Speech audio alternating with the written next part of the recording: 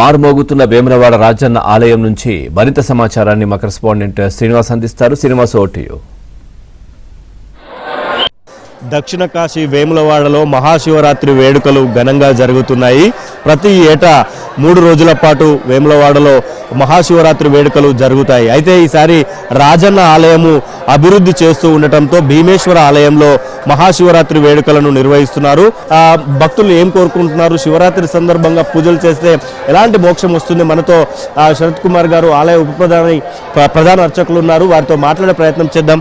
Sir, Bhimeswara ఆలయంలో ఈసారి మొక్కులు మహాశివరాత్రి సందర్భంగా కొంతమంది భక్తులకు కొన్ని అనుమానాలు కూడా ఉన్నాయి. రాజన్న మొక్కులు చెల్లిస్తేనే బాగుండేదేమో అని అనుకుంటారు. సో ఆ భక్తులకు ఏం చెప్పదలుచుకుంటారు రాజన్నకు, భీమన్నకు గల మొక్కులకు సంబంధించి?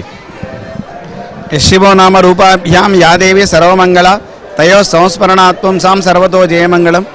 వేములవాడ రాజరాజేశ్వర స్వామి వారి యొక్క క్షేత్రం అత్యంత ప్రసిద్ధిగాంచినటువంటి క్షేత్రం. అలాగే భీమేశ్వర స్వామి వారి యొక్క ఆలయంలో ఈ మహాశివరాత్రి పర్వాన్ని పురస్కరించుకొని, ఇంతేకాకుండా ఇంతకుముందు మేడారం జాతరకు పూర్వం కూడా లక్షలాది మంది భక్తులు ఇదే భీమేశ్వర ఆలయంలో కోడెమొక్కుడు, మిగతా ఆర్జిత సేవలన్నీ కూడా చెల్లించుకొని దర్శనం చేసుకుని వెళ్ళారు. అలాగే ఈ మహాశివరాత్రి పర్వాన్ని పురస్కరించుకొని శ్రీ స్వామివారి యొక్క భీమేశ్వర స్వామి యొక్క ఆలయంలో రాష్ట్ర ప్రభుత్వం వారిచే 8 గంటలకు పట్టువస్త్ర సమర్పణ ఉంటుంది. ఈ పర్వాన్ని పురస్కరించుకొని ప్రదోష కాలంలో శ్రీ స్వామివారికి మహాలింగార్చన కార్యక్రమం అనువంశిక అర్చకులందరూ కూడా సామూహికంగా పార్థివ లింగాలు అంటే మట్టితో తయారు చేసుకొని 366 లింగాలు స్వామివారికి మహాలింగార్చన కార్యక్రమం చేయడం జరుగుతుంది. అలాగే లింగోద్భవ సమయంలో 11:35 ఏకాదశి రుద్ర వారాభిషేకము 11 మంది ఋత్వికులచే, పండ్ల రసములచే, పంచామృతములచే, అభిషేక జలములచే విశేషమైనటువంటి అభిషేకం కూడా చేయడం జరుగుతుంది. కాబట్టి భక్తులందరూ ఈ మహాశివరాత్రి పర్వాన్ని పురస్కరించుకొని ఎవరైతే ఉపవసిస్తారో, ఎవరైతే స్వామివారిని దర్శిస్తారో, ఎవరైతే సేవిస్తారో, ఎవరైతే జాగారం చేస్తారో వారందరికీ కూడా ఆ భగవంతుని యొక్క అనుగ్రహం కలిగి సమస్త కోరికలన్నీ కూడా నెరవేరుతాయి. ప్రపంచంలో ఎక్కడా లేనటువంటి ఒక మొక్కు కోడెమొక్కు రాజన్నకు మాత్రమే చెల్లిస్తాము. అయితే భీమన్నకు కూడా చెల్లిస్తున్నారు భక్తులు. సో ఆ కోడెమొక్కు విశిష్టత ఏంటి? రాజన్నకు చెల్లించే మొక్కు భీమన్నకు చెల్లించిన మొక్కు చెల్లుతుందా?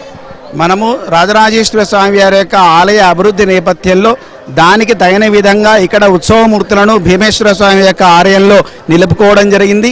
ఆ ఉత్సవమూర్తులకు ప్రదక్షిణాపూర్వకంగా ఎవరైతే ఆ కోడె మొక్కుబడి భీమేశ్వరాలయంలో చెల్లించినా కూడా అది రాజన్న మొక్కుబడి అవుతుంది తప్ప మరొకటి కాదు. సో మొత్తంగా వేములవాడ రాజన్న సన్నిధిలో మహాశివరాత్రి వేడుకలు ఘనంగా జరుగుతున్నాయి. భీమేశ్వర ఆలయంలో ఈసారి భక్తులకు దర్శనాలు ఏర్పాటు చేశారు. మరోవైపు భక్తులకు ఇబ్బందులు లేకుండా క్యూ లైన్లను కూడా భీమేశ్వర ఆలయం కొంత ఇరుకుగా ఉన్నప్పటికీ సార్ భక్తులకు ఇబ్బందులు లేకుండా జాగ్రత్తలు అయితే తీసుకుంటున్నారు. వీడియో జర్నలిస్ట్ సంపత్తో శ్రీనివాస్, ABN ఆంధ్రజ్యోతి, వేములవాడ నుంచి.